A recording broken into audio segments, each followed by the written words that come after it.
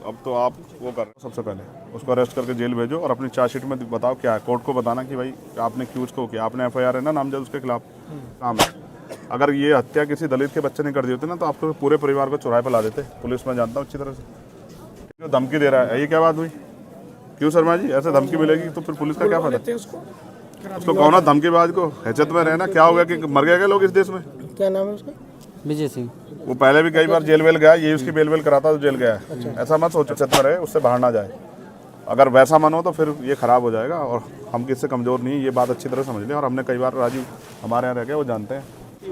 ठीक है, उसमें चार्जशीट लगा के चार्जशीट में दाखिल करोगे तो उनके बाकी पैसे।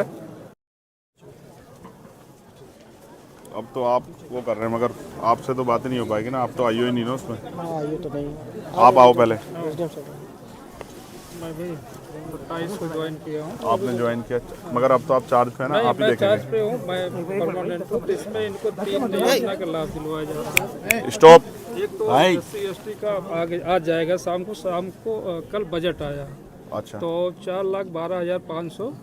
मुझसे थोड़ा पीछे को हो जा रहा ये देख लीजिए, ये एक सेकंड आप कब आए यहाँ? मैं 27 को है। आप 27 में आए। 27 को। फिर भी 7 दिन के अंदर वो पैसा जमा कराना होता है, आपको पता है? हाँ, ये उसमें रूल में है। मैं आपके खिलाफ SC/ST एक्ट का मुकदमा करा सकता हूँ, आपको पता है? नहीं पता तो मैं आपको बता देता हूँ कि अगर आपने 7 दिन में पैसा इनके खाते में नहीं भेजा ना, CO साहब को भी, CO साहब और आप पर दोनों को मुकदमा करा, DM साहब पे भी 1 मिनट लगी कराने में। बहुत छोटा सा काम है मेरे लिए, चुटकी भर का। आप चाहोगे मुकदमे में फंसना?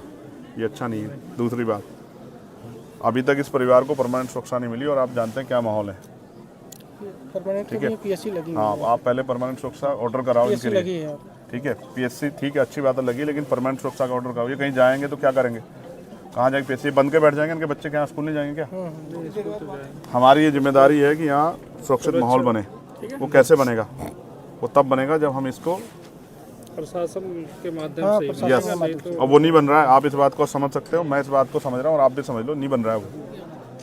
अगर वो बनता तो शायद इनको मेरी जरूरत नहीं पड़ती। ये आपके फिर भरोसा करके चैन से घर बैठ जाते, क्योंकि इस वर्दी में बहुत ताकत है। इस वर्दी को देख के आदमी महसूस करता है कि अब मैं सुरक्षित हूँ। और इसी वर्दी पे ना ये जो शेर का निशान है, ये हम सबको पावर देता है, ताकत देता है हमें। अब आप महसूस करो, या इतने वर्दी वालों के होते भी वो सुरक्षित नहीं महसूस करें तो कारण क्या है? मेरे पे क्या है? मेरे पे थोड़ा शेर का निशान है, तो शेर का निशान आपके माथे पे है। तो हमें उनको सुरक्षित माहौल देना है। मैं नहीं मानता अगर वो यहाँ रहेंगे तो सुरक्षित रहेंगे। तो SC/ST एक्ट में प्रावधान है कि हम उनको यहाँ से, जबकि होना तो चाहिए, एक्ट में तो ये कहता है कि अगर परिवार असुरक्षित है तो चाहे पूरा गांव बदलना पड़े, पूरे गांव को वहाँ से पलायन कराना पड़े, ये कहता है एक्ट तो। लेकिन मैं चाहता हूँ ना, आप कोशिश करें तो ये परिवार यहाँ से अगर कहीं और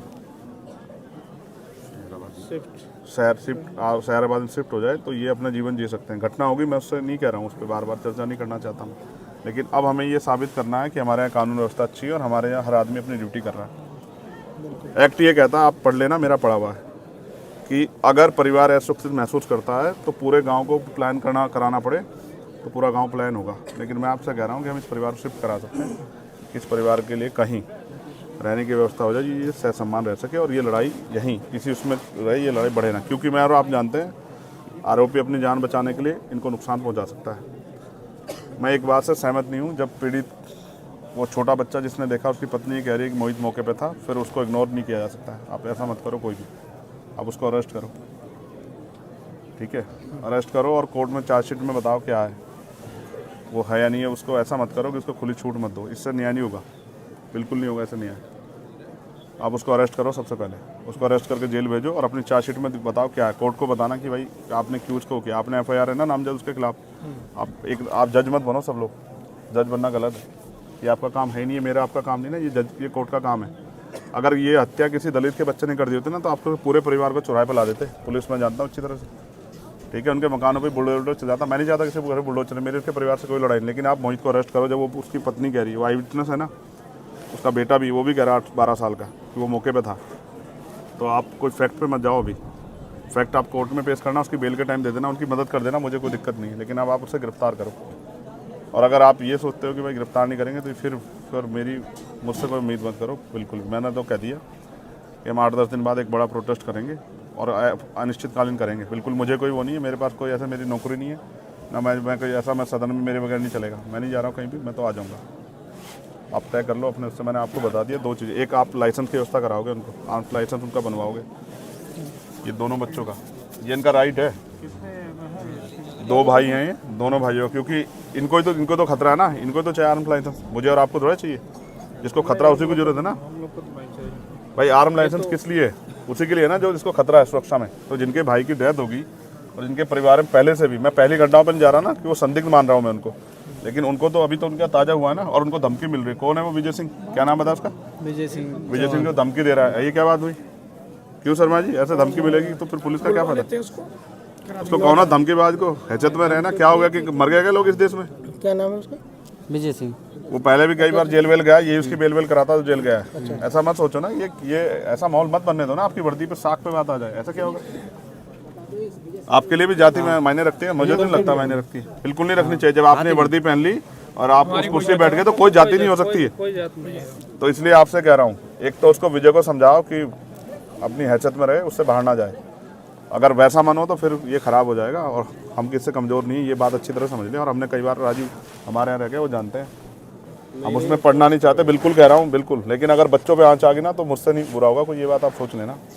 नहीं अगर आप किसी ने मुझे बताया ना, मैं इनसे मैंने नहीं दिया नंबर, इनको टच में रहूँगा। अगर इन्होंने कहा धमकी कोई दे रहा है तो फिर मैं यहीं आके बैठ जाऊँगा, निश्चिंत रहिए, मैं नहीं जाऊँगा, मेरा घर है।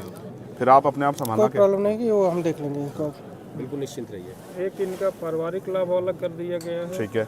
एक एक जो है इनकी, मुख्यमंत्री बाल सेवा योजना, ठीक है, वो कर दिया गया, वृद्धावस्था पेंशन ठीक कर है। दिया गया। और आप रहने वाले कहाँ के? मैं अम्बेडकर नगर का हूँ। Very good. मैं आपसे रिक्वेस्ट कर रहा हूँ, आपकी कलम में बहुत ताकत है, और डीएम साहब से मैं कहूँगा, एक तो इनके लिए पेंशन का प्रावधान है, इसकी माता जी के लिए, वो पेंशन का प्रावधान आप कर सकते हैं, जबकि इसमें कल ही चर्चा हुई है। हो गया सब। आप भी जानते हैं ना भाई, कल से पहले चर्चा नहीं हुई ना। 27 को ज्वाइन किया तो मुझे पता चला, तो मैं फिर आकर एक्टिव किया। आप महसूस करो ना, कल ही इनसे आधार कार्ड मांगे ना, ये नहीं हुआ।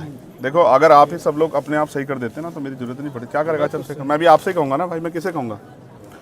तो नहीं हुआ, वो सच बात बता रहा हूँ, नहीं हुआ, उस तरह से नहीं हुआ। हो सकता है कोई दबाव को प्रेशर हो। आधार कार्ड ज्वाइंट खाते के लिए मांगे जाएंगे बच्चों कल वो सबसे पहला वो है, वो एक्ट का हिस्सा है, वो हमारी ताकत है। पहले आप ये बताओ, ये लड़ेंगे कैसे ये अपने भाई? अगर वो बेल के लिए हाई कोर्ट चला जाए, यहाँ उसको बेल ना मिले, 302 में वो हाई कोर्ट चला जाए, तो ये हाई कोर्ट जाके उसको अपोज कैसे करेंगे आप बताओ? उसमें चिन्हित भी करा दिया उसके बाद को, यहीं से जल्दी उसे सजा कराने का भी प्रोसेस चल रहा है। नहीं तो उसको ना फास्ट ट्रैक कोर्ट में हम लेके जाएंगे, तब वो होगा। लगवा दिया है, ठीक है, और जल्दी से जल्दी उसको सजा। मैं ये बात आपसे इसलिए कह रहा हूँ, ऑपरेशन कन्विक्शन चल रहा है, उसमें उसको करा दिया। सीरियसली कह रहा हूँ। जब मुख्यमंत्री से बात करते हैं हमें बड़ी खुशी होती है कि भाई ये न्यायप्रिय प्रदेश बन गया है, कानून व्यवस्था अच्छी। और जब ऐसी घटनाएं होती है और उसमें अधिकारी कर्मचारी का रोल ऐसा होता है ना, तो बहुत अजीब लगता है कि क्या दलितों के लिए, मैं नहीं कह रहा था वो, मगर ये सच है, कहना पड़ेगा, क्या दलितों के लिए कानून अलग है क्या इस देश में? नहीं, वो तो संविधान से ही चलता है, तो संविधान। फिर ऐसा कैसे? मैं तो देखता हूँ ना सब चीज़ों को, मैं मेरे पास सारी घटनाएं आती है, मैं जाता नहीं हूँ, मैं इसलिए नहीं जाता कि इसका परमानेंट सोल्यूशन ढूंढ रहा हूँ मैं, इसका परमानेंट सोल्यूशन जाना नहीं है। तो मैंने आपसे मांग रखी, एक, मैं ये नहीं कह रहा हूँ कि आप खेती के लिए पट्टा दें जबकि वो प्रावधान में, क्योंकि इनके पास ज़मीन है, मैंने उनसे पूछा, तो मैं उसके लिए नहीं कह रहा हूँ। मैं आपसे कह रहा हूँ, एक, इनके लिए आर्म्स लाइसेंस। दूसरा, अगर हम इनको यहाँ से शिफ्ट करा दें, ये एक्ट का पार्ट है, और अब आप पे बजट भी आप इस कर सकते हैं, ठीक है। 2, तीसरा, एक सुरक्षित माहौल उनके लिए, सुरक्षा व्यवस्था, क्योंकि बच्चे छोटे स्कूल जाए, उन पर क्या गहरा असर पड़ रहा होगा, उनका स्कूल बंद हो गया। कभी तो उनके मन में आएगा ना 2-4 दिन में कि हम स्कूल क्यों नहीं जा पा रहे, उनकी माँ क्या कहेगी? तो उत्तर प्रदेश में कानून व्यवस्था ऐसी कि आप जा नहीं सकते क्योंकि मर जाओगे। ये तो आपकी साख पे सवाल खड़ा हो जाएगा। फास्ट ट्रैक कोर्ट में मुकदमा और परिवार को मुआवजा सरकार दे तो बहुत अच्छी बात है, हम तो करेंगे, हम लोग आपस में मिलकर करेंगे, हमने तय कर लिया। जितने हम बड़ी पंचायत बुलाएंगे उतने हम करेंगे, चाहे हमसे जो भी जुटे वो हम करेंगे। मैं आपको नहीं कह रहा, लेकिन आप चाहो तो कर सकते हैं। ये दुआएं देंगे सब लोग आपको कि भाई किसने हमारी मदद की। देखो, बाप कुछ भी हो, चाहे मिट्टी का हो, लेकिन वो अपने बच्चों को किसी के आगे हाथ नहीं फैलाने देता। वो कोशिश करता है कि वो उनकी सारी लड़ाई लड़ दे। 2 छोटे बच्चे हैं, क्या उनकी शादी कौन करेगा? जब वो उनकी शादी को समाएगा, आप और मैं कहाँ होंगे पता है थोड़े, और कौन जिंदा रहेगा कौन है ये भी नहीं पता ना। लेकिन वो बाप था ना, वो सब कुछ कर लेता, चाहे वो कैसे करता, लेकिन वो कर लेता। लेकिन ख़त्म कर दिया ना सब कुछ। तो इसलिए आपसे कह रहा हूँ कि आप कोशिश करो कि ये सब चीज़ें हों। उनकी पेंशन की व्यवस्था, इसकी व्यवस्था, पेंशन की तो हो गई, पेंशन होगी, पेंशन का हो गया, SC ST वाला ठीक है। उसमें चार्जशीट लगा के, चार्जशीट में दाखिल करोगे तो उनके बाकी पैसे, ठीक है, सब एक मुश्त दे दिया। ठीक है। अब इनकी असला का लाइसेंस, ठीक है, एक इनके लिए परमानेंट सुरक्षा, और क्या बचा, किस पे चर्चा की थी मैंने, क्या कहा था तुमसे? बच्चों उसके लिए 2500 रुपए के लिए वो शिक्षा जो है तो मिलेगा। मिलेगी। वो कर सकते हैं, मैंने एक डीएम साहब से कराई थी उनके बच्चों के। हाँ वो हो गया। 2 बच्चों को मिलेगा 2500 रुपये पर मंथ। हाँ है वो 2500 रुपये का प्रावधान है एक बच्चे का, 3 में से 2 का होता है वो। मैंने कराया, मेरे अच्छी तरह आगरा में एक डीएम थे, उन्होंने बहुत अच्छे डीएम थे, उन्होंने मुझसे बात की और उन्होंने करा कर दिया। ठीक है, बस अब मैं ये चाहूँगा ना, एक सबसे बड़ी जो है ना, जो साख पे सवाल आया खाकी की, वो ये है कि वो जो दूसरा आरोपी है जो मौके पे मौजूद था, जब वो कह रहे हैं, मैंने उनको कसम धर्म दे के सब कुछ पूछ लिया और मैंने ये भी कह दिया, सारे फैक्ट बता के पूछ लिया कि भाई इससे कमज़ोर हो जाएगा, तो वो कह रहे हैं वो मौके पे था, तो अब आप उसमें कोताही मत बरतो। वो ताकतवर हो सकता है, मैं समझ सकता हूँ, लेकिन ऐसा मत करो। नहीं कानून से बड़ा ताकतवर कोई नहीं हो सकता, आप समझो। ठीक है ना, बिकरू याद है ना आप लोगों को?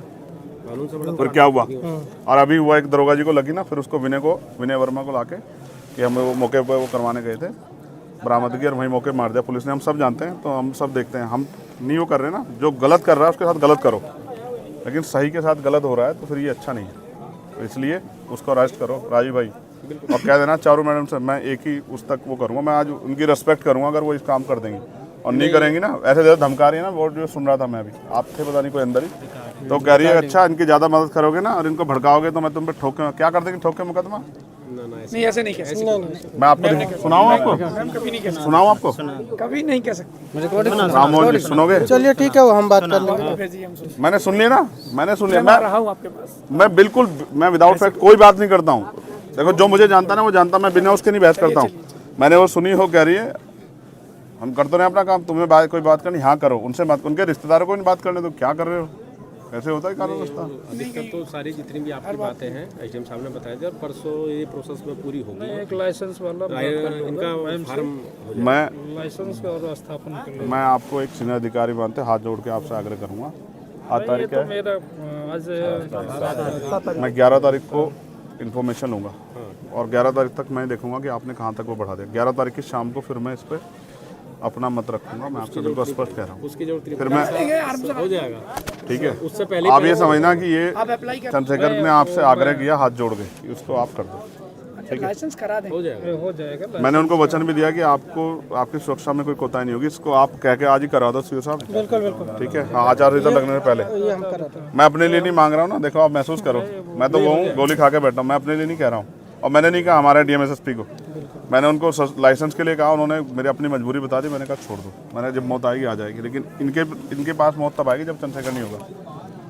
ये बात आप इसमें करना, और विजय भाई साहब को बुला लेना, बड़े मजबूत आदमी हैं, उनको कहना ये उत्तर प्रदेश है और ये अब इसमें ये चलेगा नहीं जो आप कर रहे हो, धमकाना उमकाना बंद कर दें। आपने अपराध किया तो मरो ना, आप जेल जाओ, क्या वो मुसीबत है, सजा काटो ना, क्यों डर रहे हो?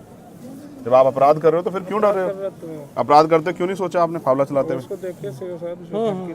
ठीक है, तो ये मेरा आपसे हाथ जोड़ के आग्रह है सब साथियों से कि आप इसमें मदद करा दें। ड्यूटी है, आप इसमें हम लोग की ड्यूटी है। आप उसको जल्दी से मुझे बता दो, आप वो काम करके जो मैंने आपसे उम्मीद की है राजू भाई। आप ये हमारे यहाँ बहुत चर्चित चेहरे थे, मैं इनकी बड़ाई नहीं करता, नहीं कह रहा हूँ, इन अपराधी कांपते थे इनके नाम से, सिंघम कहते थे इनको हमारे यहाँ के पता नहीं क्या हो गया।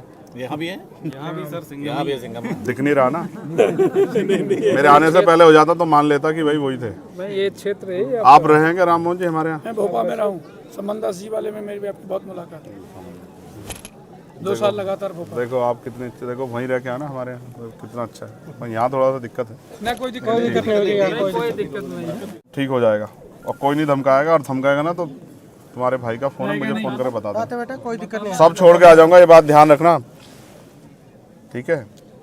खुश रहो, चिंता मत करो। ए इधर आओ हीरो, उनको दोनों बच्चों को बुलाना, मैं इनको दिखा दूं एक बार। आओ इधर आओ, दीक्षा सौम्या आ जाओ बेटा, थोड़ी सी पीछे हो जाओ भाई आप। इधर। आपके बच्चे तो बड़े बड़े हो गए होंगे अब, आप महसूस करो इनकी जगह अपने भाई को रख के देखो कैसा महसूस होता है। आदमी को आग लगती है कि मैं क्या कर दूं, मगर मैं इनको उस रास्ते के लिए नहीं कह रहा हूँ ना, मैं ये कह रहा हूँ कि बस ठीक है जो हो गया, लेकिन इनको जीने का अधिकार दे दो, ये अच्छा है। ठीक है, नमस्ते करो सर को,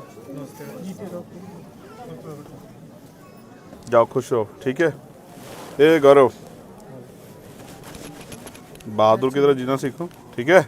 आंख में आंसू नहीं आने चाहिए, और माँ को आंसू मत आने देना, ठीक है? चलो सौम्या चलेंगे, हैं? खुश हो। हमें लगता है पैर मत छू, हम तो पैर छूने के खिलाफ हैं।